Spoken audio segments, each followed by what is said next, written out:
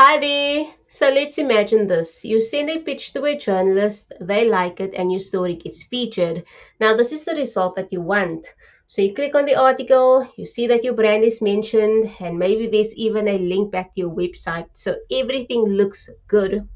But then you actually go and you check the link properly and you realize it's a no follow link. And now you're thinking, now does this actually help me at all? Is there any value to it for me or my brand? So in this video, I'm going to walk you through the difference between a do follow and a no follow link, then why some journalists use them and whether they are still worth it from a PR point of view. Now, a do follow link is basically a normal link. It tells search engines that this site is worth checking out and can help build your site's credibility over time.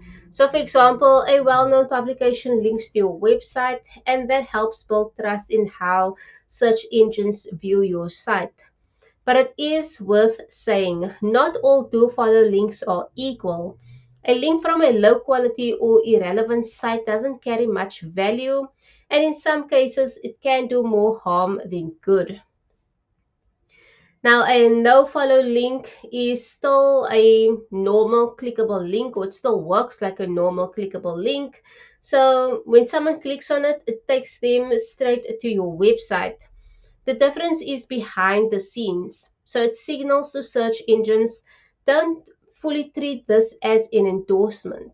So it was originally introduced to stop people from gaming the system. So things like spammy backlinks, paid links, or dropping links everywhere just to boost rankings. Now, for large websites, especially news sites, it's a way to stay on the safe side. So they can still link to sources or to brands without it looking like they fully endorsing every site that they mention. So for example, yeah, a journalist includes your website in an article, but marks the link as no follow, so it's not treated as a full endorsement. Now, just a quick side note. So most people reading an article won't be able to tell if a link is do follow or no follow just by looking at it. So it's something you usually have to check using browser tools or extensions. So this is more of a PR or SEO detail you notice after the fact, not something visible straight away. Now you might be wondering, okay, so why do some journalists use it and others do not? So this usually comes down to the publication, not just the journalist.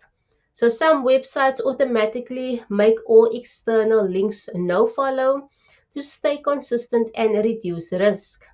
Now others are a bit more flexible and will use normal links when they feel the source is credible and adds value, clear value to the story. So if you get a no follow link, it's not necessarily a reflection of your pitch. Sometimes it's just how the publication handles links. Okay, so do no follow links from PR still matter? And the short answer is yes, they do. They don't pass value in the same way as do follow links, but search engines may still take them into account. And more importantly, they still bring a real benefits like traffic, visibility, and credibility. For example, you featured in a major publication with a no follow link, so people read it, click through, and now your brand is getting attention from the right audience. Now, here's one thing that people often miss. So, one of the biggest benefits of no follow links is what can happen after. So, you might get featured in one article, someone else sees it, and then they reference your brand in their own content. And that link can be a do follow.